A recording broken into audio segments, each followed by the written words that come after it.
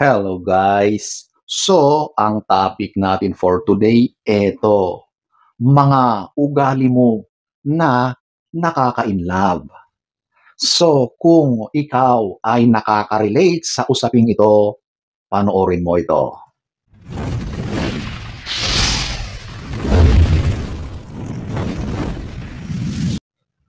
So, huwag na tayong magpaligoy-ligoy, ating aalamin. Number 1, ang pagiging tapat at loyal. Ito na siguro ang pinaka-hinahangad na ugali na meron sa isang tao na dapat mahalin. Alam nyo kasi, kapag ang isang tao ay manloloko, walang mangyayari dyan. Sigurado na kapag pumasok na kayo sa relasyon na yan, magiging sakit sa ulo yan. Pasakit, okay? Puro problema ang mangyayari kapag ang isa ay taksil. Okay? Kaya napakahalaga ang pagiging loyal ng bawat isa na papasok sa isang relasyon. Kaya kapag ganyan ang nakita sa iyo na ikaw ay loyal at tapat, isa yan sa katangian na hinahangad ng lahat sa taong maging katuwang sa isang relasyon. Okay? Number 2, eto yung maaring hindi ito ugali, pero napakahalaga ito. Lalo na kapag kayo na ay nagsasama na, okay? At ito ay isa sa mga nakaka-inlove talaga na katangian. Ito yung marunong o magaling magluto. Okay? Napakahalaga yan. Lalong-lalo na kapag ikaw ay isang babae. Alam nyo ba, sa isang relasyon, kapag nakita ng lalaki, naranasan niya na ang kaniyang minamahal ay marunong magluto, masarap magluto. Alam niya yung mga paborito ng kaniyang minamahal at kaniyang ipinaghahain sa kanya, naku po, sigurado na mas lalong mai-inlove yan sa iyo, promise. Okay? So ladies at gentlemen, isa yan sa nakaka-inlove na katangian. Kaya sa mga magaling at marunong magluto, pabor yan kapag ikaw ay pumasok sa isang relasyon. Mas mamahalin ka, promise. Okay? Number 3, eto yung marunong magpasalamat at mag-appreciate. Alam nyo, sa isang relasyon, dapat marunong kang magpasalamat sa ginagawa ng karelasyon mo.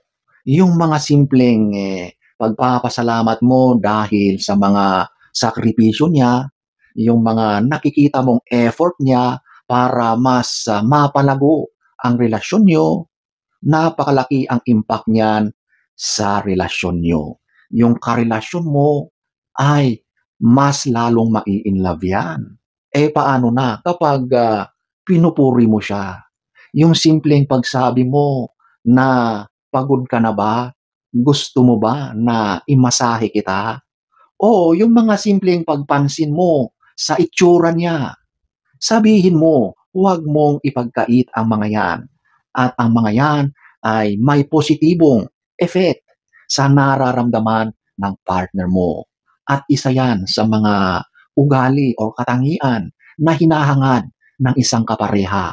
Okay? Number 4, may sense of humor o marunong magpatawa. Alam nyo talaga, sa lahat ng katangian, yung nakakatawa, yung mga funny, ang mas angat sa lahat. Okay? Pagdating sa attraction, yung mga nakakatawa kapag kayo ay magkasama, sobrang nakakagaan ng damdamin. At sa usaping pagmamahal, mas mabilis maka-in love ang mga ganyang katangian. Kaya sa lahat ng makikipagrelasyon, kahit hindi ka ipinanganak na joker, ang mga ito ay nade-develop, okay? Kahit hindi ka talaga marunong mag-crack ng joke, basta ikaw naman ay marunong sumabay sa mga tawanan, hindi ka yung tipong killjoy kapag masaya ang atmosphere, dapat ipinapakita mo na masayahin ka rin, na kaya mong tumawa. Mas lalo na kapag ikaw ay talagang joker, magaling magpatawa.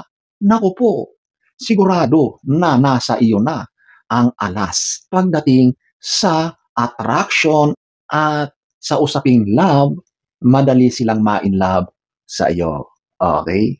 Number 5, marunong magpakumbaba o ito yung marunong humingi ng kapatawaran.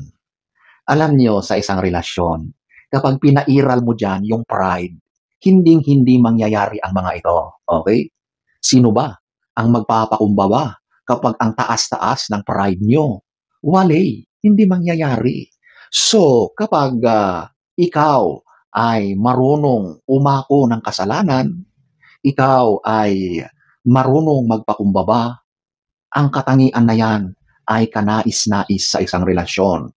At kahit sino, kung yan ang nakikita sa iyo, sobrang kahanga-hanga at sa usaping relasyon, mas nakaka-inlove ang tao na may ganyang ugali. Okay? Para maging maayos ang mga hindi pagkakaunawaan, ito ay mangyayari kapag ikaw ay marunong magpakumbaba. Inaako mo ang maling gawain mo.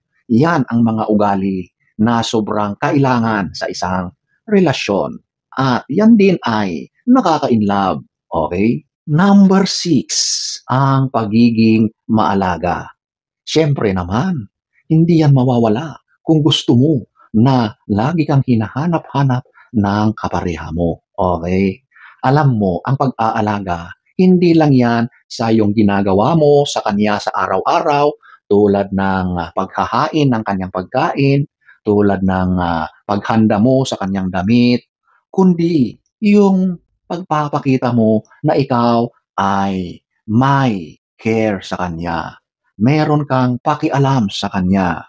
Yung pagbigay mo sa kanya ng moral support kapag meron siyang pinagdadaanan, napakalaking bagay yun. Isang uri ng pagpapakita ng pagmamahal at pag-aalaga mo sa partner mo. Siyempre, hindi rin mawawala dyan yung paglalambingan ninyo. Isa rin yan sa uri ng pag-aalaga mo sa relasyon nyo. Huwag na huwag mong kalimutan ang responsibilidad mo bilang partner sa usaping lambingan ninyo. Okay? At kung ramdam ng partner mo ang mga yan, sigurado na sobrang mai-inlove pa siya, lalo sa iyo. Promise. Okay? 2,000 years later. So, ayan po, ang ilan lamang sa napakaraming mga magagandang kaugalian na nakaka-inlove sa partner mo or sa karelasyon mo or sa mga prospective na magkakagusto sa iyo.